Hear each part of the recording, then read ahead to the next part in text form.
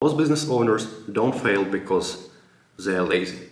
They fail because they chose the wrong niche. I know that sounds harsh, but that's true. If your business feels stuck, if scaling feels like pushing a rock uphill, it's probably not your product, not your team, or your skills. It's that the market you're playing in is either too small or too saturated. In this video, I'll walk you through step-by-step guide how to choose a niche that has money, has demand, and suits personally you. So, if you want to stop guessing, avoid dead-end niches, and finally pick a direction of your life, then this video will be the most valuable thing you're gonna see today, and let's get into it. So today, guys, we're gonna be working with this huge and at the first sight super complicated Google Sheet. But it's not that hard. I'm going to explain everything to you and give you the exact criteria I used when I was choosing my niche and many other entrepreneurs and business owners used over the time. So I'm not the one who created these criteria and the sheet, but I find it really, really useful and I gave it to so many people. So it's just crucial for your business. So to begin with, we have that first sheet. It's called ideas.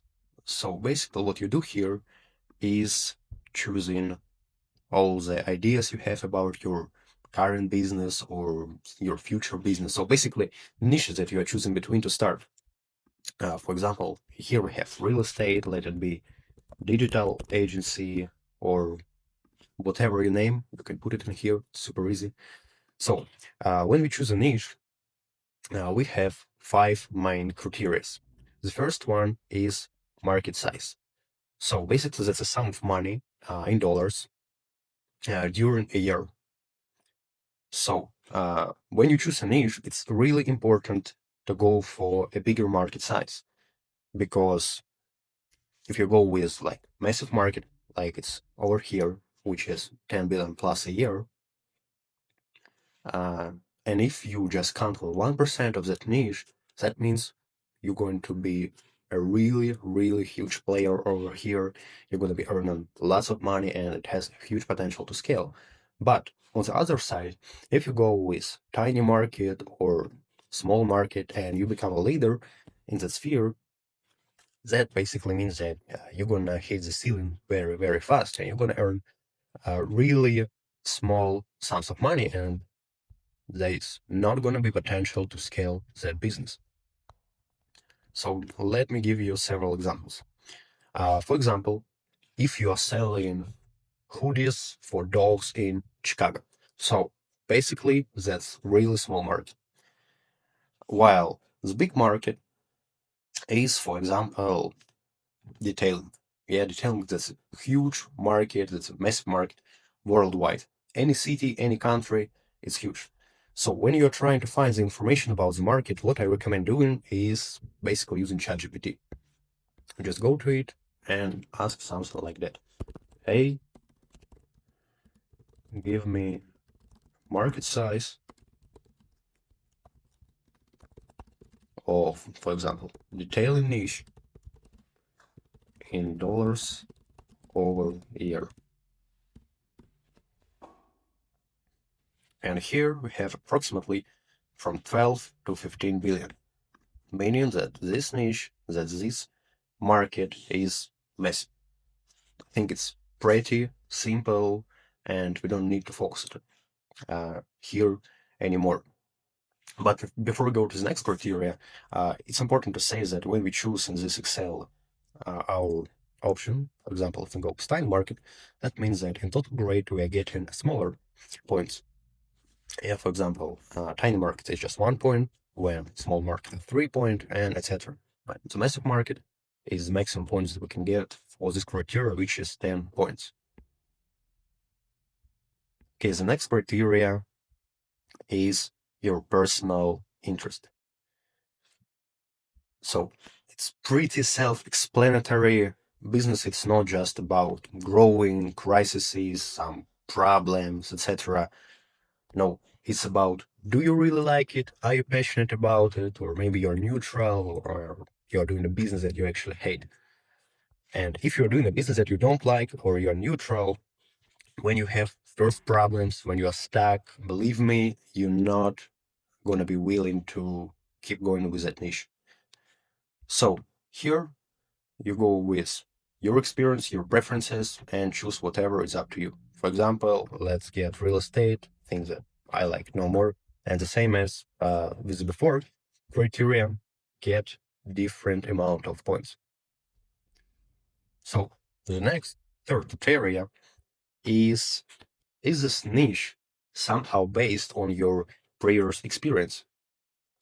For example, if you already have skills and knowledge in selling, yeah, maybe you're a good salesman. That means that if you choose a niche, for example, selling real estate agency, then you're going to have some advantages over your competitors because you already had the similar experience. And as the same with all the criteria, you're getting different amount of points with this one. So let me give you two different examples. First, if you were doing, for example, 5 years of detailing, I don't know, Hondas, and right now you're thinking about creating an, let me think, some kind of private jet company, you planning to make details for jets, that's pretty logical because yeah, you were making details or working with details on cars, and now you're planning to work on details with jets. That's not actually the same, but that's somewhat aligned with your previous experience. The next criteria, which is trends, that means that how the trend overall in your country or worldwide, if you have a worldwide business, how does it affect your business? For example, if the trend is growing rapidly, that means that you're gonna get better results and you're gonna get faster results. So, for example, let me find, as always, just using ChatGPT. Give me an idea, trending niche in 2025. Friendly products, services, electric vehicles, etc. Besides ChatGPT, how can we actually check if that's true? We can go with, for example, Google Trends. Yeah, you come up with a niche, and before actually going to ChatGPT, I really suggest going to Google Trends and asking, just giving it, the name of the niche. And you'll see all the charts, all the graphics, all the interest of people that we are Googling or not Googling that niche. So, and as before, you get the points. And the last main criteria when you choose a niche is season. So, when you have a season, that means that today you're selling one thing. When it's winter, you need to sell another thing because you actually can sell some things during one season and cannot during another, etc. So basically, when you choose a niche, what you need to do is find a niche where there's no season at all. For example, if you're selling, I don't know, online courses, there's no season because people still buy it during the year. They buy it during the summer, during the autumn, everything. But if you have some kind of, let me think of, for example, special machines that clean the snow, basically you can sell that in summer because nobody just give a damn about it and nobody wants it.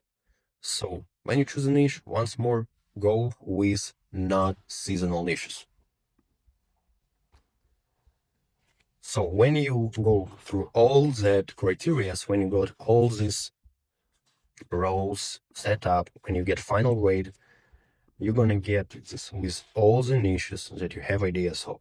And finally, you're gonna get some kind of best niches and some kind of worst niches. The better is the point, the better is the grade, the better chances of this niche doing basically better. So it's more money, it's gonna be faster for you. And by the way, it doesn't mean that the niche with pretty low grade isn't good for you.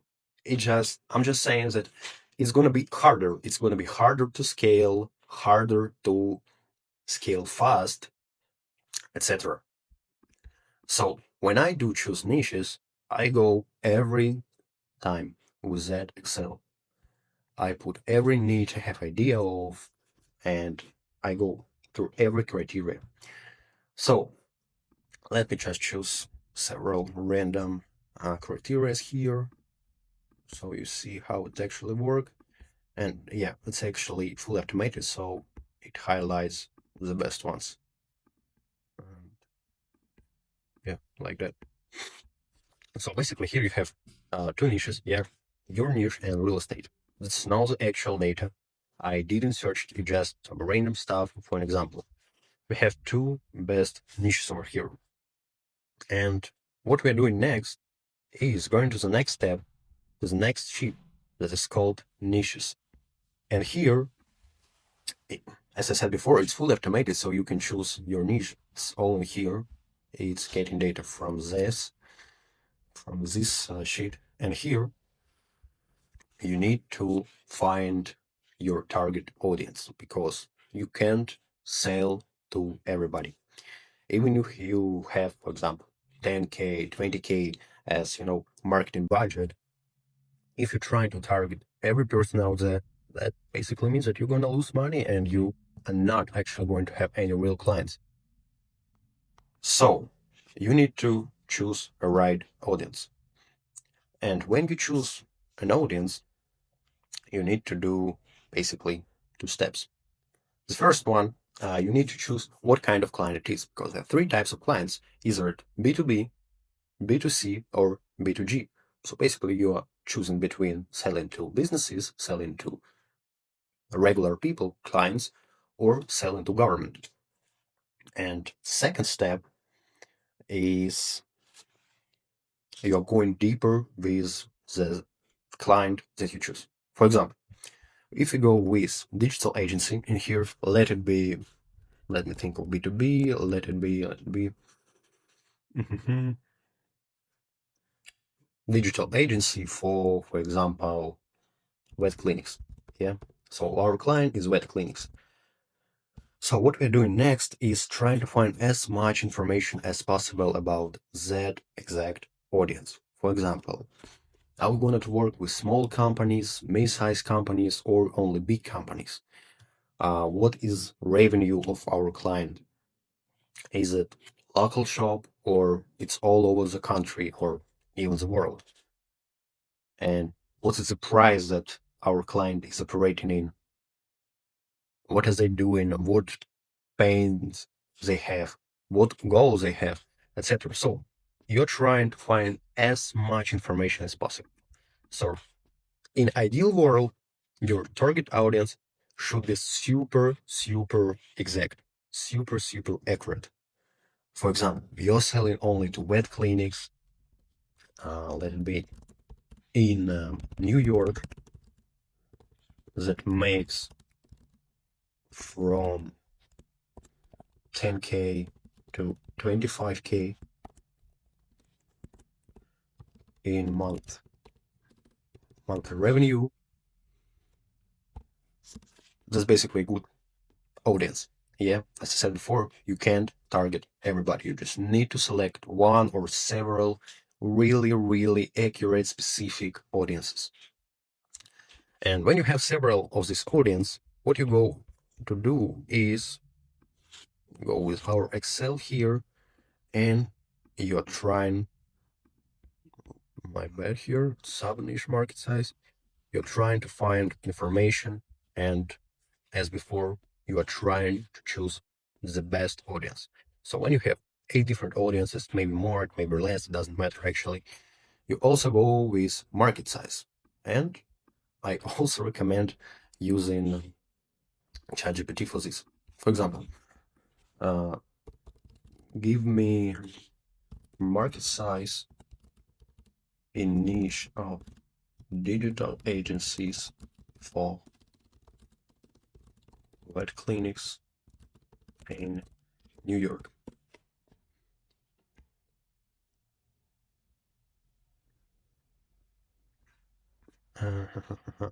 so it actually doesn't give me a proper answer because it's a free version.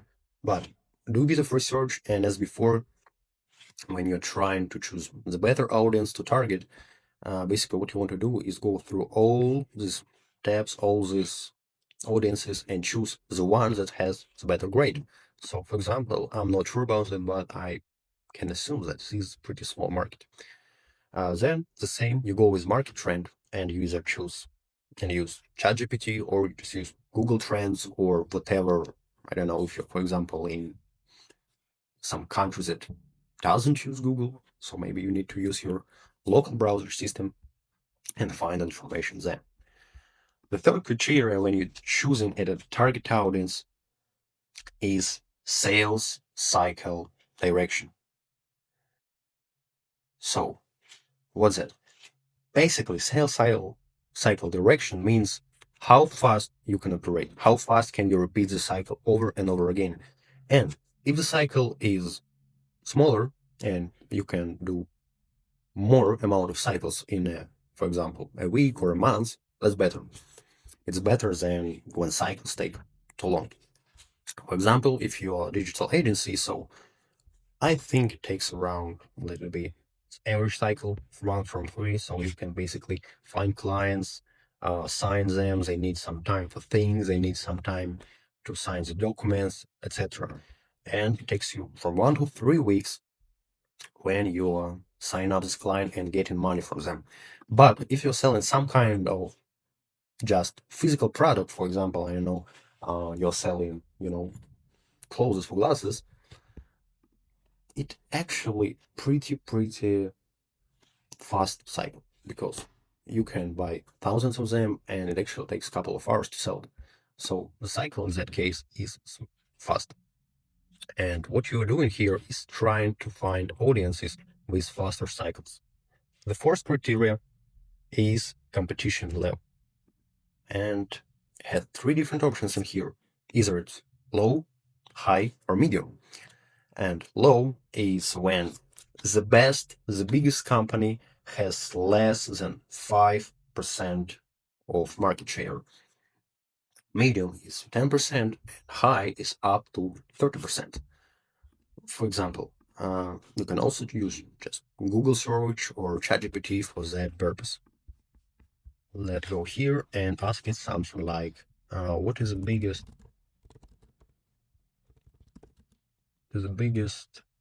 digital agency helping vet clinics grow on social media?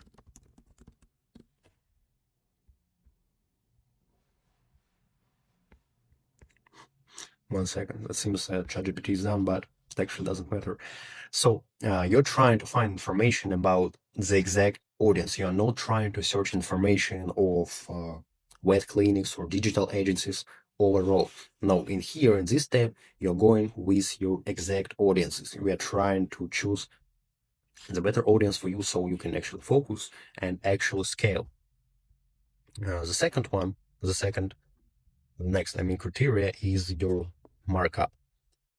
And preferably, when you're trying to choose a business, try to aim up to 4x or even more mark. Because when you actually scale, you need to hire employees. You need to pay taxes. You need to spend more and more money on ads. So the businesses that is making less than 3x, I would say, they really struggling in scaling. After reaching some kind of level, yeah, it depends on every niche, it just not logical for them to scale because when they scale, they spend more, and basically earning more for them means spending more, and actually doesn't apply to them when it comes to scaling. So they just don't need it. So aim guys here for up to 4%, 4x, I'm sorry, or more than 4x. And the last criteria, which I think is really important if you want to win in the long term, it's repeat customer purchase. For example, if you're selling, I don't know, cars, yeah, probably you're gonna get customers that buy several cars from you, but the majority of people buy one card and disappear. You need to find kind of product or service that makes people buy again and again and again. For example, it can work with digital agency here if you're selling some kind of monthly subscription or if you're selling different, tariffs. For example, yeah, we're gonna help vet clinics in New York with just Facebook ads. And when they grow, they need help with, for example, website or Instagram ads or TikTok ads, you name it. So they become new customers again and again and again. And that's really, really game changer. Aim for that. It's it's actually not that easy. All this Excel is pretty simple, but when you actually sit there and trying to find information, trying to think of different niches of what to do, what audience to target, that's hell of a game. It requires lots of time. Believe me, that's not gonna be easy, but it's super important because when you make this choice, it's up to you just for you need to focus for several years, 5 years, 10 years. Just that choice may be one of the most important choices for business owners and entrepreneurs. So when you went through all the target audience for all of your niches, you're gonna get the same grade for everyone. And for example, here we have, I don't know, a digital agency for influencers in Miami, I don't know, less than 15K subs. I can think that this audience is gonna be worse. Yeah, I'm just putting up random numbers. Don't look at here. I just want to show you the grade. So basically the same as the first step, you're gonna get the best audience and the worst. So when you choose the best niche and when you choose the best audience for your niche, it basically means that you all set up and you need to test it. Yes, really important next step is actual testing, not in Excel, but in real life. So in here, I have the last sheet for you. I called it calculation. And what you do here is the same.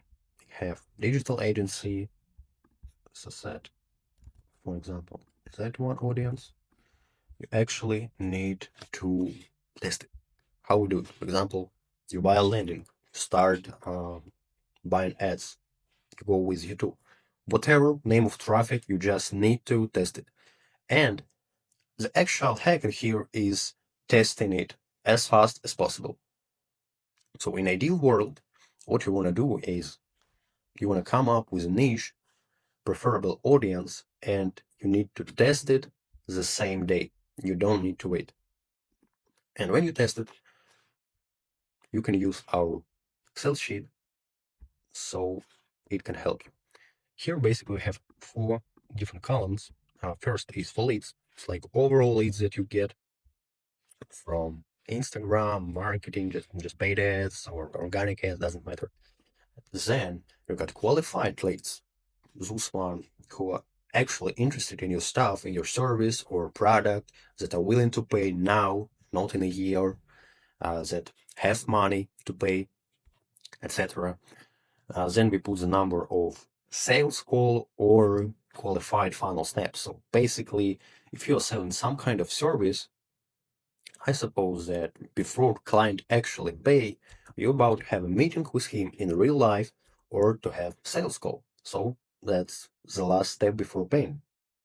And you also put the number here. And the last one is advance payment or some kind of deposit. That's not optional. That's actually optional. That's not necessary, but it is a really good criteria.